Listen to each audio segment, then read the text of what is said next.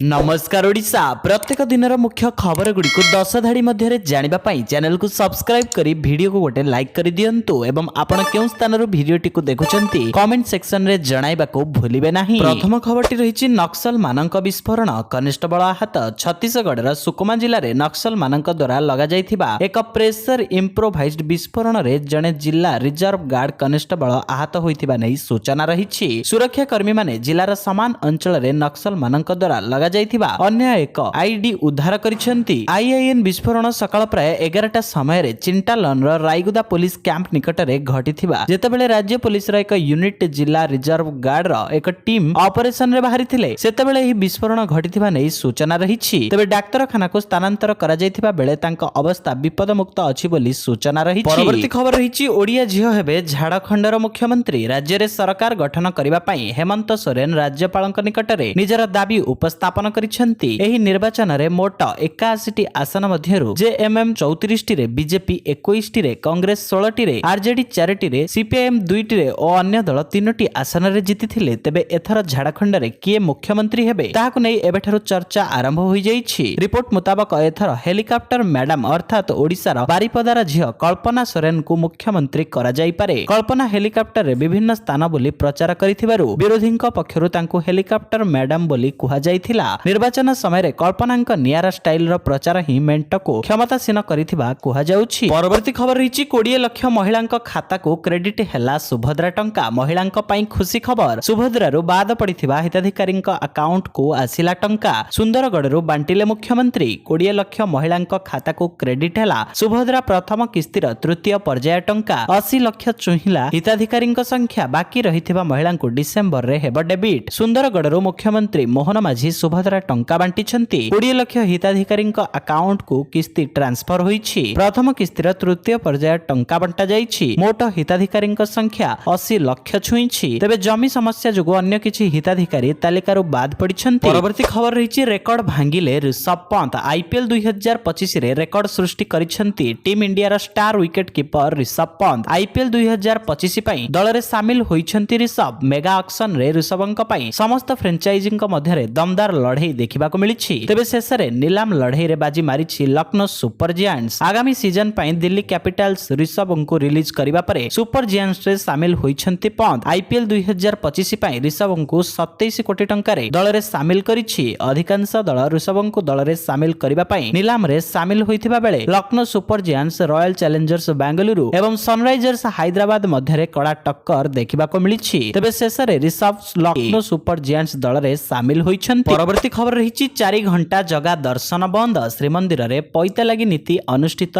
हेउथिबा हेतु महाप्रभुंक सर्वसाधारण दर्शन 4 घंटा बंद रहिबो। श्रीजीउंक पैता लागि नीति पई संध्या 5 रु राति 9टा पर्यंत 4 घंटा पई महाप्रभुंक सर्वसाधारण दर्शन बंद रहिबो। पैता लागि नीति एक विशेष गुप्त नीति। श्रीमंदिर प्रशासन पाटरा सेवकंकु पैता बोलिबा पई 3 रंगर बासुंगा पाट जोगाई दिया जाय। पाटरा सेवक उक्त बासुंगा पाट नै श्री लक्ष्मी मंदिर जगमोहन रे बसी पाट पैता बोली थांती। परे सेही बासुंगा पाटरे पैता लागि करा जाय था। परवर्ती खबर रहिछि स्त्री सह झगड़ा करी 2 छुआंको हत्या कला बापा। मध्य प्रदेश रो बारवानी जिल्ला रे निज स्त्री सह झगड़ा हेबा परे जने व्यक्ति निजर 3 वर्षर झियो एवं 5 वर्षर पुओ को कुराहाडी रे हाणी आक्रमण करी हत्या करिथिबा अभियोग होईछि। पुलिस रो सूचना मुताबिक चिचामाली फालिया ग्राम रे घटिथिबा एही आक्रमण रे अभियुक्त तांको स्त्री को आक्रमण करिबा सहित निज 2 छुआंको हत्या करिथिबा सूचना रहिछि। अभियुक्त स्त्री बाप घर को जाई फेरिथिबा परे एपरि घटना घटिथिला। तबे घर को फेरिबा परे 2 दंपतिंक मध्यरे जोरदार झगड़ा होइथिला। से निज स्त्री उपरे आक्रमण करिबा सहित 2 पिलांको कुराहाडी सहाय्य रे आक्रमण करिथिले। शिशुमानंकर मृत्यु होइथिबा बेले अभियुक्तर स्त्री मेडिकल रे चिकित्सित हेउछि। परवर्ती खबर रहिछि राजनीति को आसीबे 1 लाख युवक कहिछंती प्रधानमंत्री। प्रधानमंत्रीक वार्षिक प्रायोजित कार्यक्रम मन की बात रो 116तम अध्याय रे जनसाधारण को संबोधित करिछंती। एही क्रम रे से प्रथमे एनसीसी दिवस पई शुभकामना जणाइथिले। एहा परे से तांको गुयाना अनुभूति बखाणी गुयाना रे किभଳି एक मिनी इंडिया रहिछि ताहा उपरे आलोकपात करिथिले। 180 वर्ष पूर्वरु भारतर लोकमाने श्रमिक भावे गुयाना जाई सेठारे किभଳି आधिपत्य विस्तार करिछंती। गुयाना रे किभଳି जणे भारत वंशोद्भव राष्ट्रपति पद रे पहुंची जाई परिछंती ताहा आलोचना करिथिले। मन की बात रे प्रधानमंत्री विशेष करी राजनीति रे युवा वर्गंक भागीदारी उपरे फोकस करिथिले। से कहिथिले कि लाल किलार पाचेरीरु मो देशर ଯୁବବର୍ଗଙ୍କୁ ରାଜନୀତିରେ ଯୋଗ ଦେବାକୁ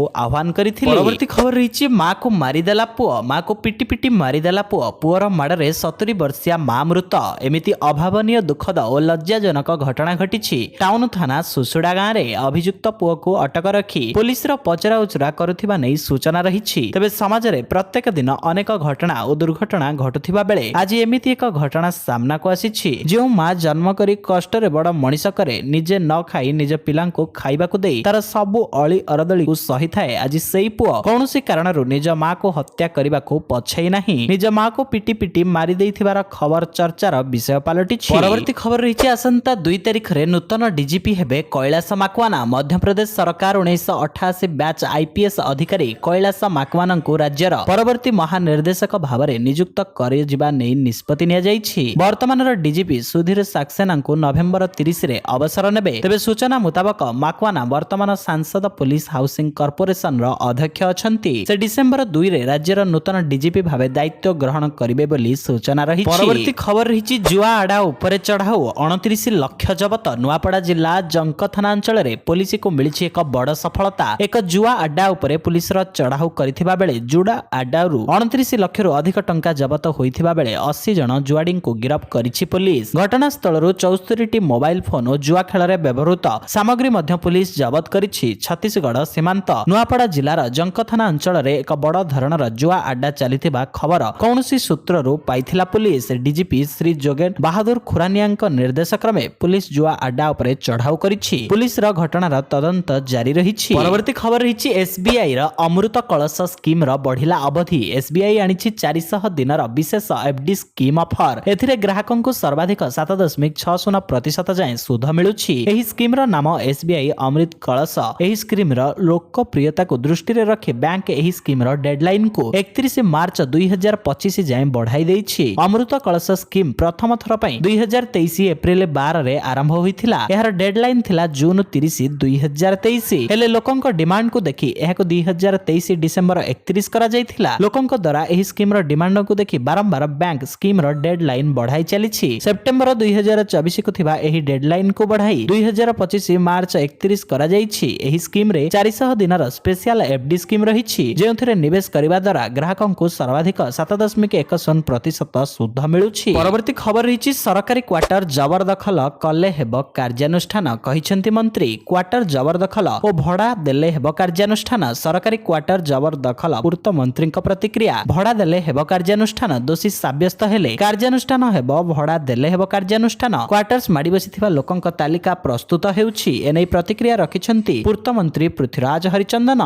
ଖବର ରହିଛି ଐତିହାସିକ ଶତକ ପରେ ବ୍ରାଡମ୍ୟାନଙ୍କୁ ଟପିଲେ ଭାରତୀୟ ଟିମର star batter Virat Kohli. Australia ମାଟିରେ ଐତିହାସିକ ଶତକ ହାସଲ କରିଛନ୍ତି। ବର୍ଡର ଗାଭାସ୍କର ଟ୍ରଫିର ପ୍ରଥମ ମ୍ୟାଚର ଦ୍ୱିତୀୟ ଇନିଂସରେ ବିରାଟ ଖେଳିଛନ୍ତି 143 ବଲରେ ଅପରାଜିତ 100 ରନର ଇନିଂସ। ବିରାଟ ଚୌକା ମାରି ଶତକ ହାସଲ କରିବା ପରେ ଭାରତୀୟ ଦଳର ଅଧିନାୟକ ଜସପ୍ରୀତ ବୁମରା ପାଳି ଘୋଷଣା କରିଛନ୍ତି। ତେବେ ବିରାଟ ଟେଷ୍ଟ କ୍ରିକେଟରେ 30ତମ ଶତକ ହାସଲ କରିବା ପରେ କିମ୍ବଦନ୍ତୀ କ୍ରିକେଟର ଡନ୍ ବ୍ରାଡମ୍ୟାନଙ୍କୁ ଅତିକ୍ରମ କରିଯାଇଛନ୍ତି। ବ୍ରାଡମ୍ୟାନ ଟେଷ୍ଟ କ୍ରିକେଟରେ 29ଟି ଶତକ ହାସଲ କରିଥିଲେ। ବିରାଟ 2023ରୁ ତାଙ୍କ ସମକକ୍ଷ ହୋଇଥିବା ବେଳେ ଆଜି 30ତମ ଶତକ ବଳା ତାଙ୍କୁ ପଛରେ ପକାଇ ଦେଇଛନ୍ତି। ପରବର୍ତ୍ତୀ ଖବର ରହିଛି ଜିପିଏସ୍ ଭରସାରେ ଯାଉଥିଲା କାର, ସରିଗଲା ବ୍ରିଜ। ଉତ୍ତରପ୍ରଦେଶର ବରେଲି ଜିଲ୍ଲାରେ ଏକ ମର୍ମନ୍ତୁଦ ଦୁର୍ଘଟଣା ଘଟିଛି। ଜିପିଏସ୍ ସିଷ୍ଟମ ବା ଗୁଗଲ ମ୍ୟାପ ଭରସାରେ ଯାଉଥିବା ଏକ ଗାଡି ବ୍ରିଜ ତଳକୁ ଖସି ପଡିଛି। ଏହି ଦୁର୍ଘଟଣାରେ 3 ଜଣଙ୍କ ମୃତ୍ୟୁ ହୋଇଛି। ସ୍ଥାନୀୟ ଗ୍ରାମବାସୀ ରାମଗଙ୍ଗା ନଦୀକୁ ଯାଇଥିବା ବେଳେ ସେଠାରେ ଏକ କାର କ୍ଷତିଗ୍ରସ୍ତ ଅବସ୍ଥାରେ ପଡିଥିବାର ଦେଖିବାକୁ ପାଇଥିଲେ। କାରରେ ଥିବା ସମସ୍ତ 3 ଜଣଙ୍କ ମୃତ୍ୟୁ ହୋଇଥିଲା। ଏନେଇ ଗ୍ରାମବାସୀ ପୋଲିସକୁ ଖବର ଦେଇଥିଲେ। ମୃତକମାନଙ୍କ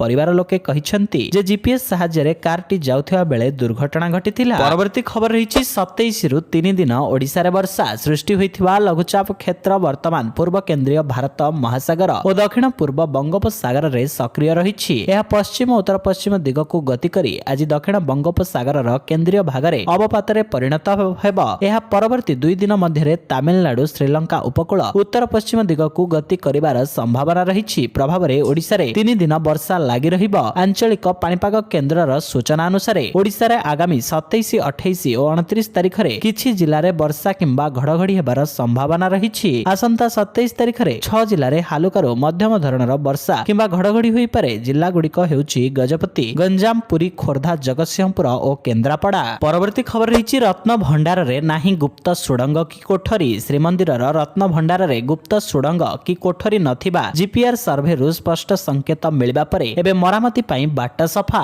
ଆଜି ଆଇନ ମନ୍ତ୍ରୀ କହିଛନ୍ତି ଆସନ୍ତା ଦିନେ 2 ଦିନ ଭିତରେ ମରାମତି ଆରମ୍ଭ ହେବ ଓ ଜାନୁଆରୀ 31 ସୁଦ୍ଧା ଅଳଙ୍କାର ଗଣତି ମଣତି ବି ସରିଯିବ। ତେବେ ଗୁପ୍ତ କୋଠରୀ ଓ ସୁଡ଼ଙ୍ଗ ସନ୍ଦେହରୁ ଏବେ ବି ସେବାୟତ ଓ ସଂସ୍କୃତି ଗବେଷକ ଓହରି ନଥିବା ବେଳେ ଜିପିଆର୍ ସର୍ଭେ ରିପୋର୍ଟ ତଥ୍ୟ ସାର୍ବଜନୀନ କରିବାକୁ ଦାବି କରିଛନ୍ତି। ମନ୍ତ୍ରୀ ବିସ୍ତୃତ ଭାବେ କହିଛନ୍ତି ରତ୍ନ ଭଣ୍ଡାର ଭିତରେ ଧାତବ ଦ୍ରବ୍ୟ ଥିବାର ଯେଉଁ ପରିକଳ୍ପନା ଥିଲା ସେମିତି କିଛି ବି ନାହିଁ। ଜାନୁଆରୀ 31 ସୁଦ୍ଧା ରତ୍ନ ଭଣ୍ଡାର ମରାମତି ସହ ଗଣତି ମଣତି କାମ ସାରିବାକୁ ବି ଲକ୍ଷ୍ୟ ରଖାଯାଇଛି। ଏଥିସହିତ ଚ୍ୟାନେଲରେ ନୂଆ ଥିଲେ ଆପଣଙ୍କ ଭଲ ପାଇବା ସଦୃଶ ଭିଡିଓକୁ ଗୋଟେ ଲାଇକ୍ କରି ଚ୍ୟାନେଲକୁ ସବସ୍କ୍ରାଇବ କରିଦିଅନ୍ତୁ। ଜୟ ଜଗନ୍ନାଥ।